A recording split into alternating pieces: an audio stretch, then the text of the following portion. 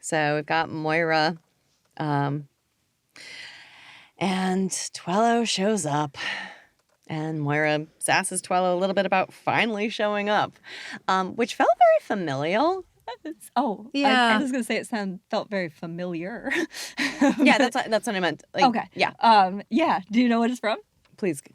It's from season 1 when she's talking to Luke. The really? vibe is so similar. It's so cool. Yeah. She says in this scene, Hey, look who finally fucking shows up. And then in season 1, right after they find out that their banks, all their money had been seized, when Luke walks in the door, she goes, hey, look, here's the fucking problem. It's the same delivery. And that's what I mean by the acting here. And these actors know their characters. And I am telling you, that has to be intentional on her part. It has to be. It was so... I went back and played it. Like, it's the same...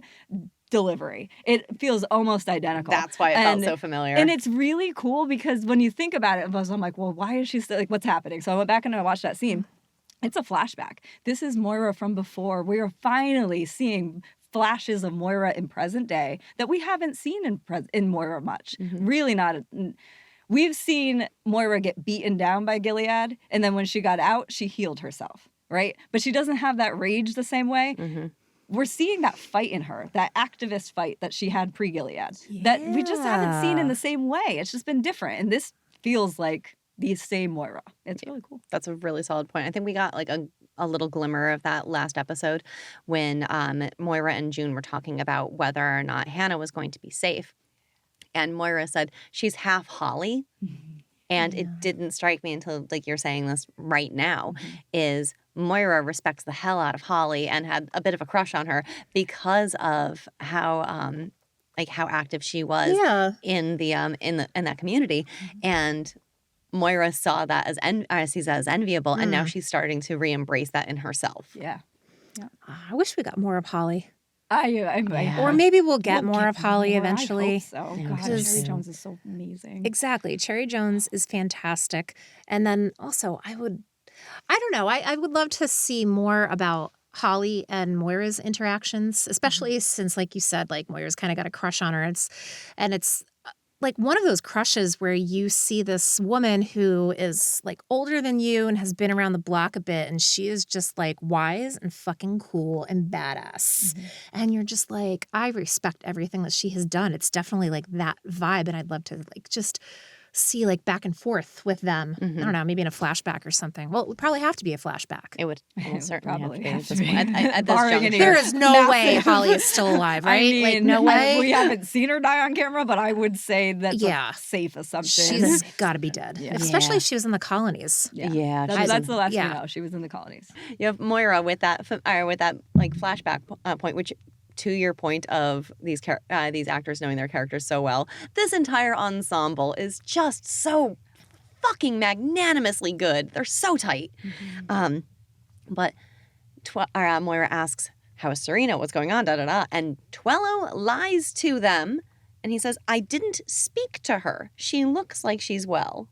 Or she looks well. Wait, I thought she was asking about Hannah. Did I read this like whole scene totally wrong? No, it's Hannah. Wait, were you talking about Hannah? Serena? I thought you were talking about Serena. Oh, no, it's Hannah. I understand in their anger being like, Tuello, why the fuck didn't you do something? What the hell was he going to do in that scenario? Yeah. Like, it's just irrational anger right now. It is, What but was he gonna do? it does feel so painful to know that this person who's supposed to be on your side and supposed to be helping you get your child back was that close to your child, and the best he has is she looked healthy. Come on, that's not enough. It's just not enough. No. Which is fair. It's a gut punch.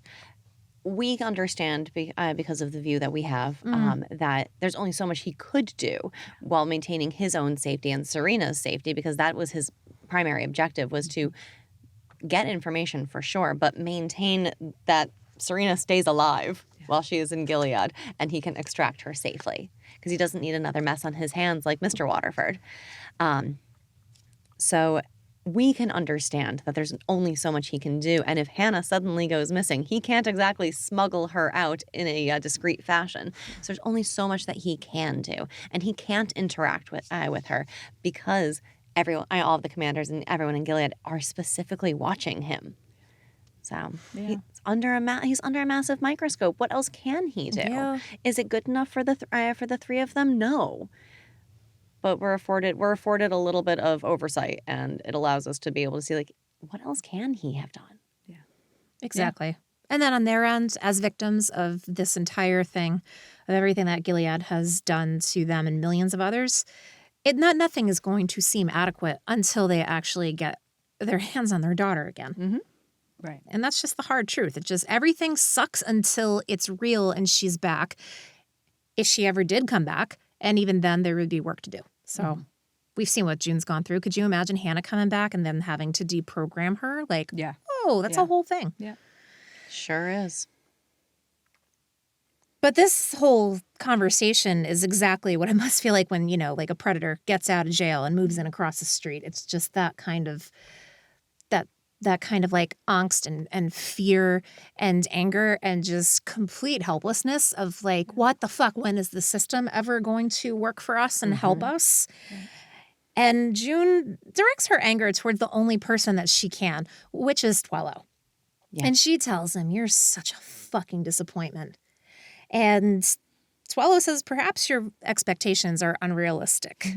Perhaps you need to realign those expectations, I June." thought of That's you. what I thought. Yes. Realign your That's a phrase. expectations. Expectations. But Luke's answer to all of this is just as perceivably ineffectual as Tuello's. Mhm. Because he is going on about how he knows people in the city and he's going to handle it. And June is like, "Yeah, okay, what else? You do that, honey. Sure. Okay, cool. Yeah." And all the while, like, that June could handle this on her own. With a few easy steps, June could have this whole thing done. But it would create a whole other thing. So June, her method would be more direct. But Luke's is legal. But this is not the first. I'm sure that Luke has faced his fair share of government bureaucracy issues as he's been a refugee trying to get information on June and Hannah while he was in Canada. Like, we've seen it. I know he knows what's going on, and I know he's faced a lot of disappointments. But this is a whole new level of disappointment. Like we're saying, like, I agree with everything you're saying, Roxy, of there's nothing Tuello could have done reasonably, but it is just such a painful blow to hear this man standing right in front of you who was just within arm's reach of your kid, and just to come back and be like, "She looks healthy. Like that's going to be reassuring." And to know that Tuello has like so much more bad news to give them. He's just trying to get through that so he can tell them why he's really there. Like, it's painful. But Luke he doesn't know what else to do at this point. But we're watching him work it out in this episode. I love that June slams the chair when she does. Like, she's definitely on a different plane than Luke. Like you said, like, he's still legal. Like he's outraged and he's angry, but he's still directing that rage legally. And like you said, her rage is going elsewhere now. And I think that Luke really tried to show her that he was in control and that he was going to, like, take care of the situation. And when she just is like, "No, I'm not worried at all." And then It's fine. No, whatever. Fucking bump in the road. And she just brushes past him and walks out of the room. And I am telling you, the amount of times that we've seen Luke get left in a room with a what the fuck look on his face. This poor guy. All the time. And it happens through this episode. And it happens here. But yeah, he's still reeling from these blows that we've seen June deal with much more frequently. So they're just in a different place of how they deal with these things. But as we see through the episode, there's a lot of skills and a lot of knowledge that Luke has that June hasn't seen yet. And that's what's really cool, is when she finally realizes they're much more on the same level than she ever realized. Yeah. And that, I love that, though, because, like, June is more calloused.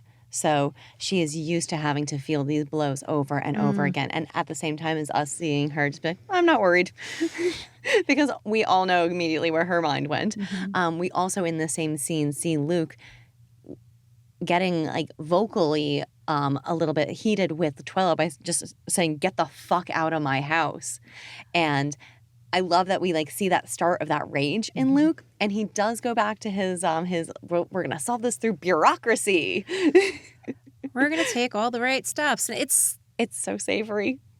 It's so lovely. Like think about it though. Like this is the reaction that you want. Like Yeah. like you don't want someone to be like full of like venom and murderous rage. We just know that that's where June is. Of course, And so June yeah. wants someone to meet her on her level, but Luke's responses are all incredibly valid and normal and reasonable. And I like that Moira at least points that out to June later. Yeah. When she's like, he is right. There is a safer, more reasonable legal way to go about the things that we need to do. But this is also our first time that we get to see like that rage and that anger, and Luke kind of allowing himself to lose control for just a second with Tuello. And I think that we don't see June's reaction to him saying that, but I think that this is like a good verbal indicator that he is starting to come to her playing field a little bit. Yeah. I also like that this is like trying to get the building permits and get the building shut down is sort of his last Hail Mary at this point of trying to do things the right way. And we see by the end of the episode that, yes, they have done that and they've done things the right way, but he knows that further action needs to be taken, and he is willing to either do it himself or let June do it. And I love, love, love that he's like, one last chance to try to do this the right way and to try to do this within the legal bounds and be the good person and be the better, bigger person about it. But then realizing that this is the only way to do this is to meet June where she is. that's what Gilead will do to you. Mm-hmm. You know what I was thinking about, though? We have to acknowledge that there is a level playing field that Luke and June have in terms of trying to get out of Gilead the first time. They both were not awake in the same way, you know? And so I can understand why Luke's rage is slower. Like, we're seeing his rage now because we've seen June already have to deal with her rage as she's faced disappointments that Luke is facing for the first time. Right. But that rage does get ignited the same way Moira's did, because we know they all experienced trying to get out and getting out too late the first time. And so I think that is part of the reason that Luke is able to get on board and get on the same level with June by the end of the episode with his rage, is because I think he does understand that they waited too long last time. Yeah. Yeah, He does know that, at least, you know. absolutely.